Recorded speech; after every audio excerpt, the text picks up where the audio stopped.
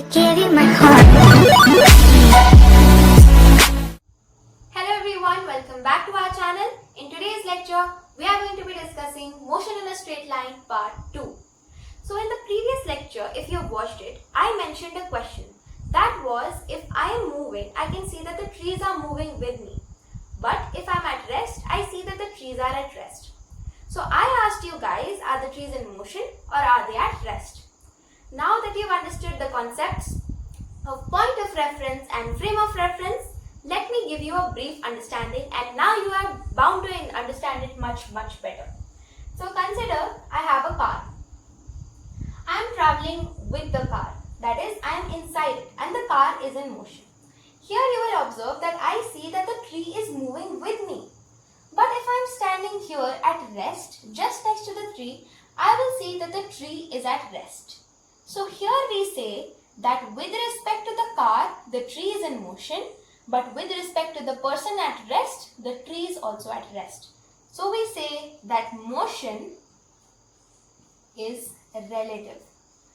So whenever you talk about motion, you will have to describe a point of reference or a frame of reference. Let me give you another one interesting example. When we are on Earth, we don't feel that the Earth is rotating or revoluting. But if you go near the sun and stand, obviously you would not do this, but hypothetically if you see from here, you will see that the Earth is in motion. So with respect to us, the Earth is at rest, but with respect to the sun, the Earth is in motion. Now let me tell you an important concept, and let us begin today's lecture. Kinematics. This chapter will basically deal with kinematics. Kinematics is something that you've already learned in 9th, but you did not know this word. Kinematics basically deals with motion. In this, we will not study why the motion is taking place. Okay, only how the motion is taking place. Is the motion taking place in circular way? Is it in linear way? So only motion and how it is taking place, not why it is taking place. There are 3 equations of kinematics of motion. Let me just write them. You've also done these.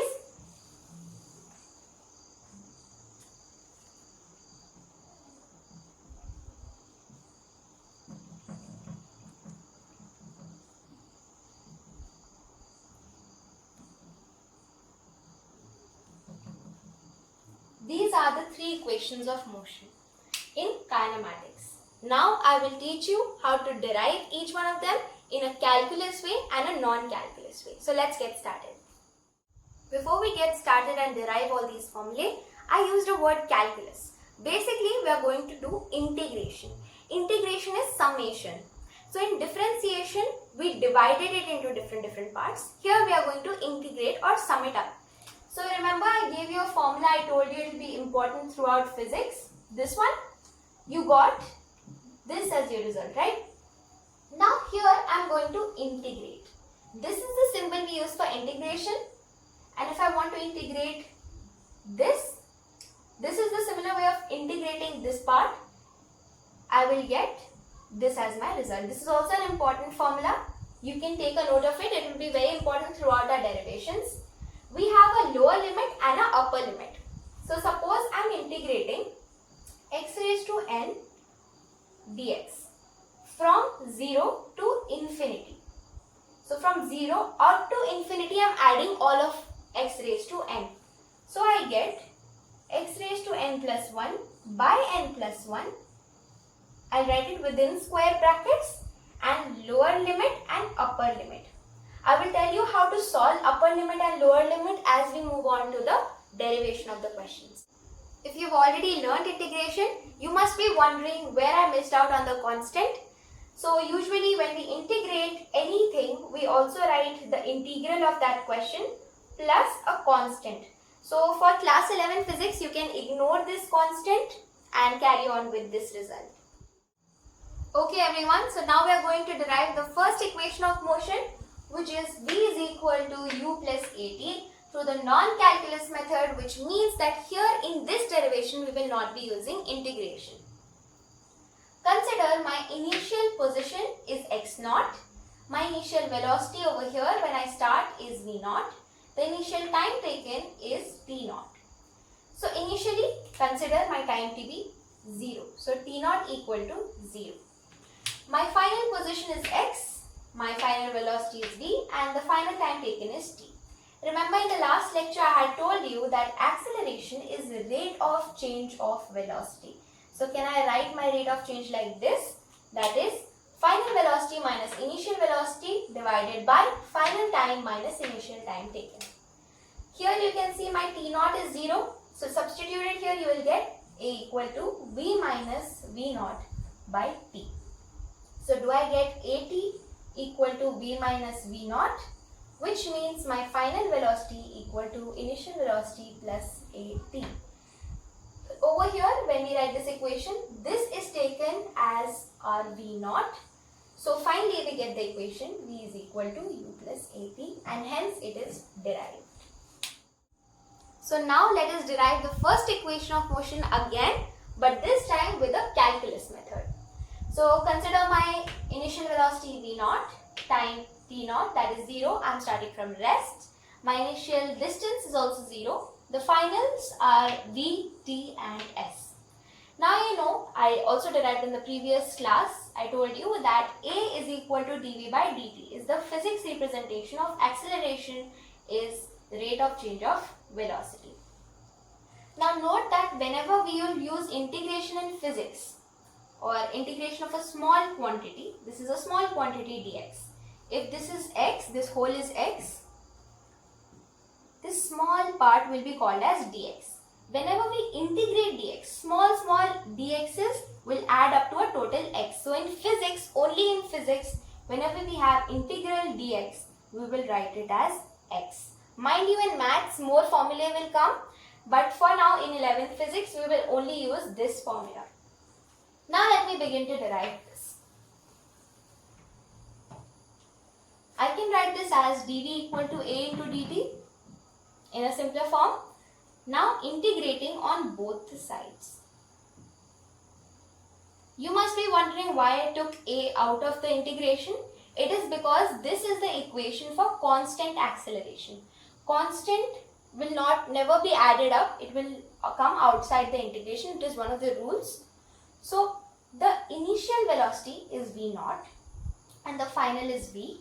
Similarly for the time it is t naught and t. So I had shown you in the previous part that we will write it like this. I hope it's clear till now. Now I told you that I would teach you how to derive this. So whenever you have a final part and an initial part, you will get something like this. Similarly, final minus initial. Now v will be taken as v minus v naught equal to a into. Here t naught is 0 because we took it as 0. So t. So v minus v naught equal to at, which means v is equal to v naught plus at. V naught is nothing but our initial velocity, which means v is equal to u plus at.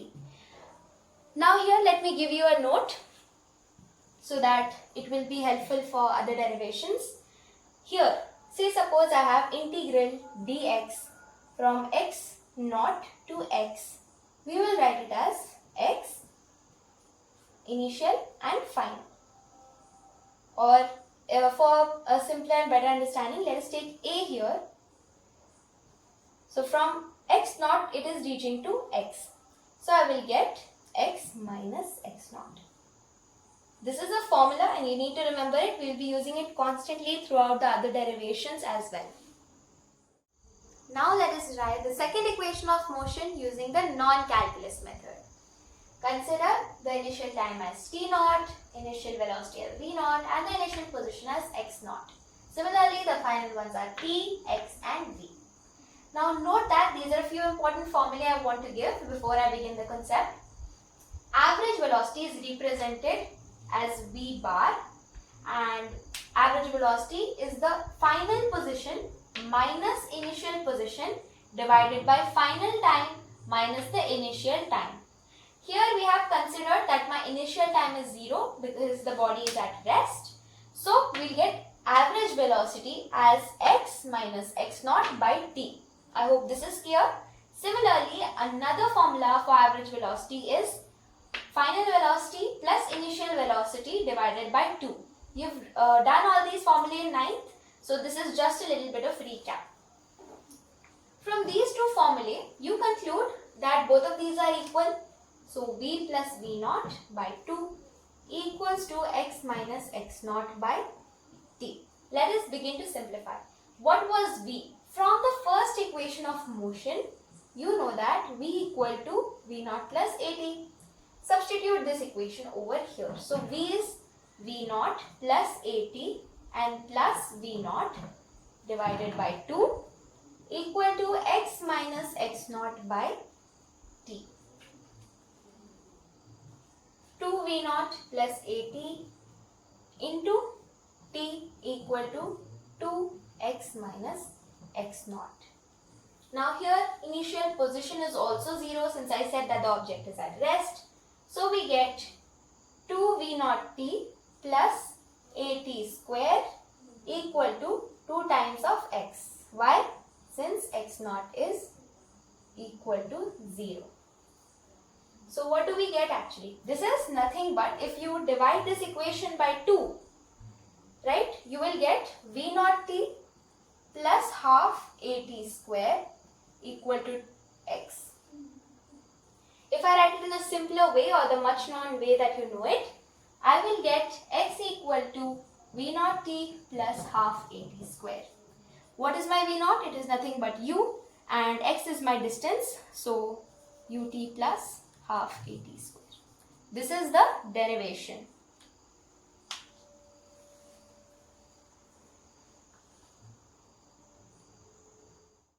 Let us once again derive the second equation of motion, this time with the calculus method.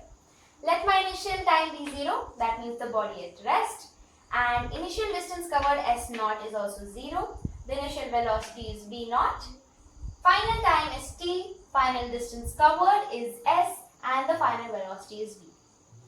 If you watched the previous lecture, you will know that I said velocity is a rate of change of distance, right? d by dt of s. Now I can write this as ds equal to v into dt. But from the first equation of motion that we have derived, we know that v equal to u plus at. So let us just put it there. ds equal to u plus at into dt. Now if I open brackets, I get u into dt plus at into dt. Now I will integrate this whole equation. So integral ds. What is the lower limit? S naught. What is the upper limit? S. Equal to u is constant throughout since it is also a part of velocity, although it is the initial velocity. So we'll take u out, integral dt from t naught to t, right? Initial to final. Plus a is constant. Is t constant? No, t is not constant throughout. It is changing. So t dt. What will we get from t naught to t? So again inside square brackets equal to u into t from t naught to t. There's a slight change here.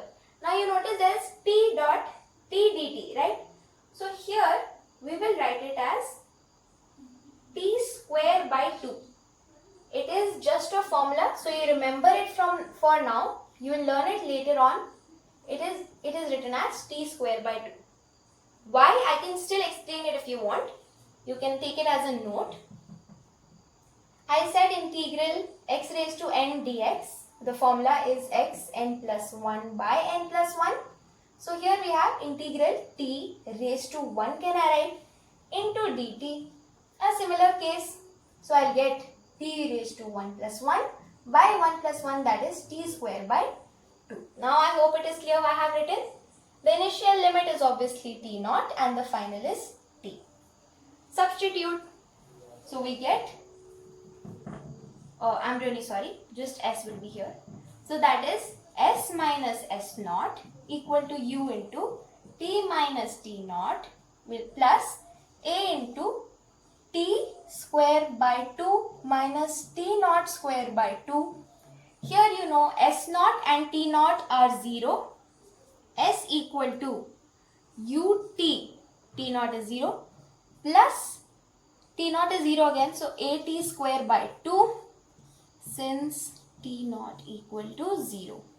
So s equal to ut plus half at square. Here is your equation derived.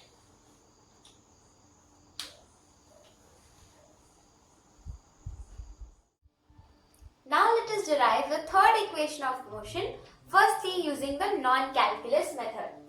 Let the initial time taken t naught be 0, the body is at rest. The initial position x naught is 0, the initial velocity is v naught. The final velocity is v, final position is x and final time taken is t. From the first equation of motion we know that v is equal to v naught plus at. So v minus v naught equal to at. Let me take this as my first equation. Earlier in the previous derivation I told you that average velocity can be written as final velocity plus initial velocity divided by 2. Let me take this as my second equation. I also told you that average velocity can be written as final position minus initial position by final time minus initial time. But as you can see here, I have taken my initial position and initial time to be 0 since the body is at rest. So here this will be x by t. This is my equation 3. Clearly, both of these equation 2 and 3 are for v naught. So I will equate equation 2 and 3. So v plus v naught by 2 equal to x by t. Now I will multiply v minus v naught in both of these equations. So v minus v naught here and v minus v naught here as well. So if you cancel these two out, again you will get the original equation. Now we'll write this as it is. But from equation 1, you can see that v minus v naught is at. So I can write either of them, it will mean the same thing. So here I am replacing v minus v naught by at into x by t. Since v minus v naught equal to at. Now here you can see t and t will get cancelled. A minus b into a plus b is a square minus b square. So we will get v square minus v naught square by 2 equal to ax, which means v square minus v naught square equal to 2ax. Therefore, we can also write it as v square minus u square equal to 2as. Since x is the distance covered, v naught can be also written as u. So here we have derived the equation. Now let us derive the third equation of motion using the calculus method. So here let us take v naught as my initial velocity, s naught as the initial distance, t naught as my initial time, and again here the parameters, v is my final velocity, s is my final distance and t is my final time. We know that acceleration is dv by dt. Now I will just write it as dv into 1 by dt. The same meaning. Now I will just carefully observe that I am just multiplying and dividing the terms by ds. So we get ds by dt. What is ds by dt? ds by dt is velocity, rate of change of distance. So we get dv by ds into v. Now just for simplification, I am taking dv into v is equal to a into ds. Now let us integrate on both the sides. So integral v dv is equal to, a is remaining constant throughout this motion. So a integral ds. Where is velocity starting from? V naught to final velocity v. Similarly, distance is from s naught to s. Now carefully observe what is the condition here. Is it similar to integral x raised to n dx, which was x raised to n plus 1 by n plus 1. So here it is v to the power 1. So we will get v square by 2. I have done a similar derivation for the previous one as well.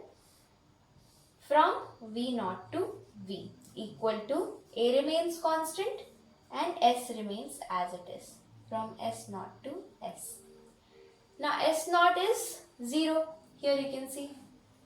So we get v square by 2 minus v naught square by 2 equal to a into s, because s naught equal to 0. So what do we get here finally? We get v square minus v naught square equal to 2as. This 2 I have taken to that side. This is your derivation, where v naught can also be written as u. So what do you get? V square minus u square equal to 2as, which is the third equation of motion.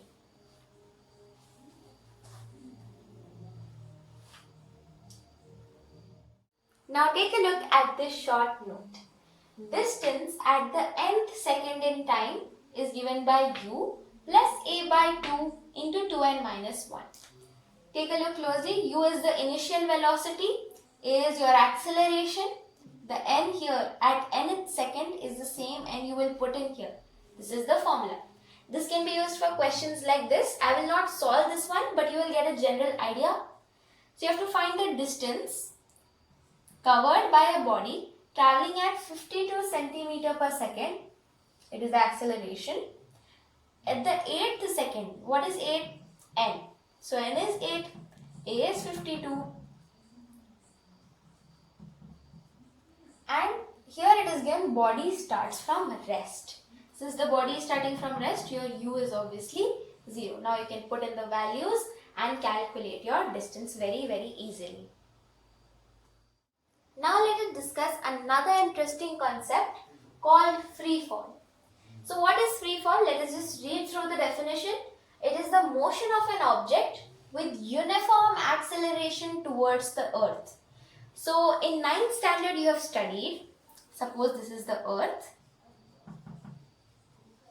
and here the object is falling. You have studied about something called g, which is the acceleration due to gravity, right? This is the same uniform acceleration. We are talking about a uniform acceleration here.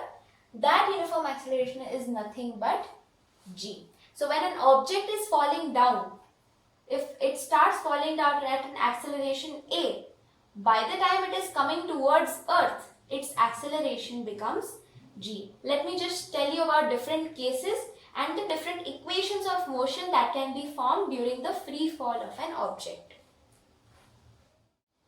Before I start telling you the cases, here is a note that will describe the 4 equations of motion that we have just derived.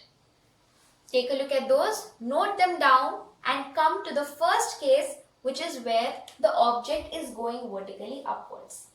Consider this is earth and this is the object. It is going upwards. Alright. Now you know earth has a gravitational field and it pulls all objects down. So acceleration due to gravity is acting downwards. But our object is moving upwards with an acceleration a. If I take this direction as positive, this direction becomes negative. Or for easier understanding, let us take the y-axis. We take this direction, that is upward, as positive and downward as negative y. But here we are changing the sign conventions as per our requirement And we say that for us, just for this case, downward direction is the positive direction and the upward direction is the negative direction with respect to the earth, because earth is supposed to pull everything down, right? So in this case, A is equal to or something like this. So everywhere in all of these four equations of motion, in place of A, we will substitute minus G, and then we will get the equations when an object is falling downward. So four equations of motion. Let us take a look at them. It will become V equal to U minus GT, right? S equal to UT minus half GT square. V square minus U square equal to minus 2GS. S nth will be equal to U minus G by 2 into 2n minus 1. Note them down, and we have the second case coming up soon. Hope you are clear with the first case. Let us come to the second case where our object is going down. Consider this as the earth again. Here I have my object. Object is going down. The earth also wants the object to come down. So since both of them are in the same direction, I will take my A and G in the positive direction. Right? I said consider the direction of G to be positive. So A equal to G in this case. Now let us rewrite the equations of motion once again for the case where an object is falling downwards. So it is V equal to U plus GT, S equal to UT plus half GT square, V square minus U square equal to 2GS, and finally S nth equal to U plus G by 2 into 2n minus 1. Note them down, and we have the final case at the end. Now let us take the final case, which is the object under free fall. Here A equal to G. Now you must be wondering, oh wait, we have done that case, right? No. In all the other cases, there could have been a person standing here in space and pushing the object down, or a person standing here on earth and pushing the object up. We never said that the initial velocity was 0. Here there can be some initial velocity u. Here also there must be some initial velocity u. But in this case, the only difference is that the object is completely under the influence of gravity. There is no man here or no man here. The object is completely under free fall. Only gravity is handling all of the object's motions. Now let us write the four equations of motion under free fall. First one is V equal to GT. Where did U go? Oh, U is 0. Second, S equal to half GT square. Again, refer here, we've cancelled U since it is equal to 0. Third one is V square equal to 2GS. And the fourth one is S nth equal to G by 2 into 2n minus 1. Here is the final result. Since I will be posting a video on numericals soon, here is a quick note for you. This all will be useful for when you are trying to solve numericals. So take a look at this. When our distance is equal to our height, so at times in your numericals, you will be given that an object is dropped from a building, or you have to travel up a building. So in all of those cases, our object will have a height. And if an object is falling down, that is, it is under free fall, then u is equal to 0. So here is two very common questions can be asked from here. That is, what is the time taken by the object?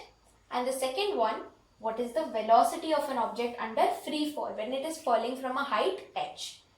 So take a note of both these equations. If you want, you can take down the explanation as well, and this will be helpful for you all.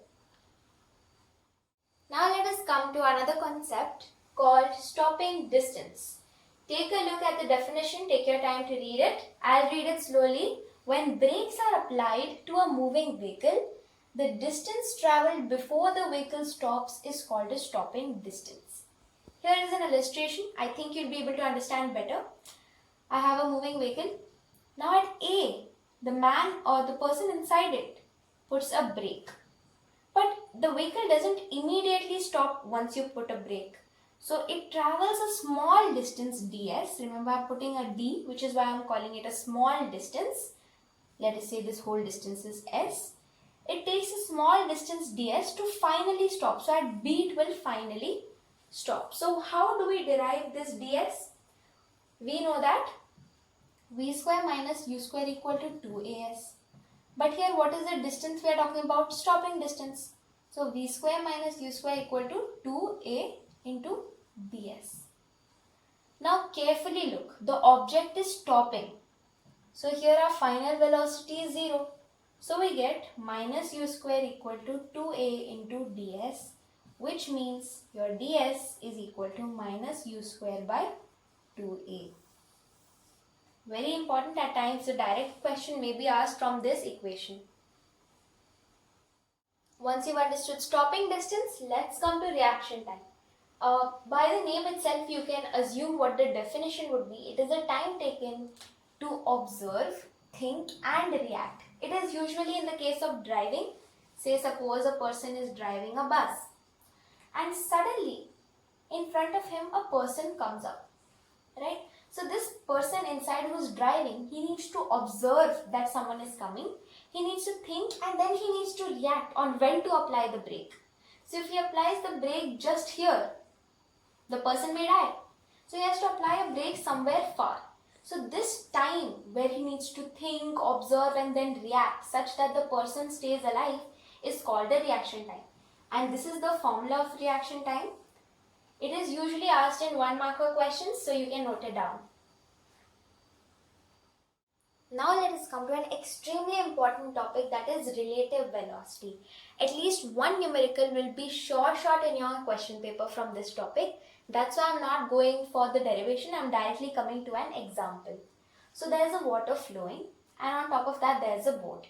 Let the velocity of water be Vw, okay? And the velocity of the boat be Vb. Now if in the question it is asked, find the relative velocity of water with respect to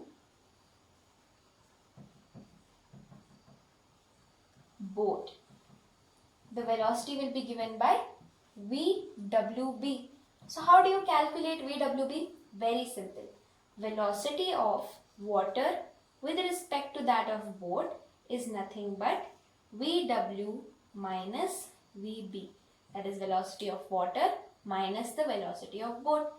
Similarly, if it would have been asked the other way around, that is Vbw, then it would have been just the opposite. Now let me tell you about some sign conventions.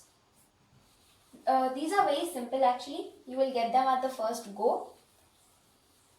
Whenever an object is going this side, that is the right side, we will take the object as having positive velocity.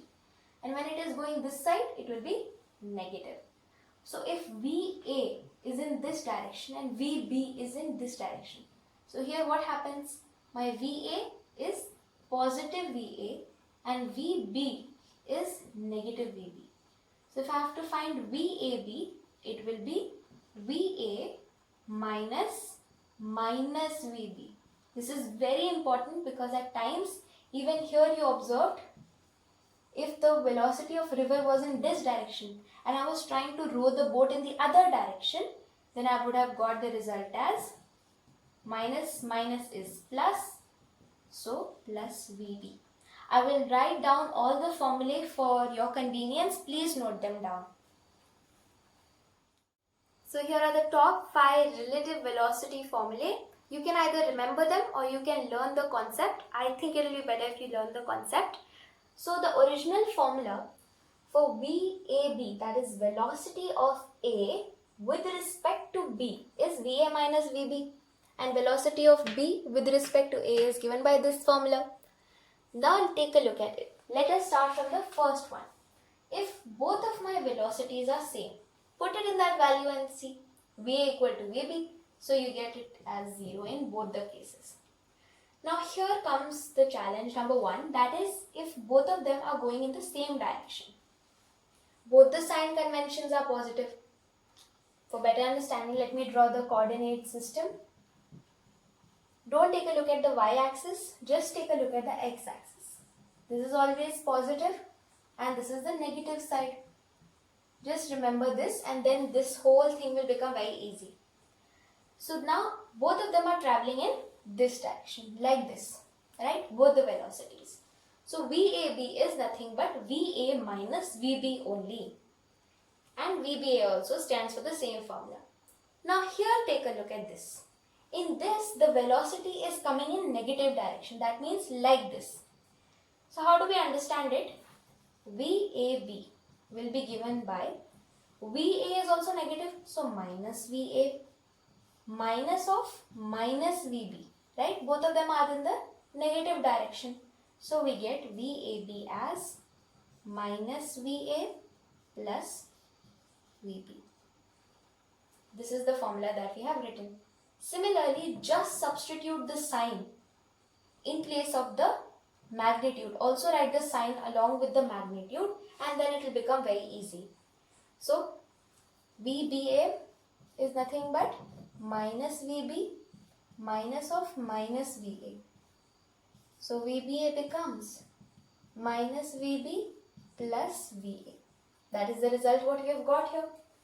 Coming to the next formula, where both of these are coming towards each other, right? This is going in the positive direction. From left to right is positive and from right to left is negative. Remember that. So here VA will be taken as positive, VB is negative. So VA as it is minus of minus VB. So what do you get VAB as? VA plus VB. Alright. Similarly for VBA, here your VB is negative and your VA, why is it minus VA? Because the original formula is like that. Minus of plus VA. VA is in the positive direction. So VBA is nothing but minus VB minus VA.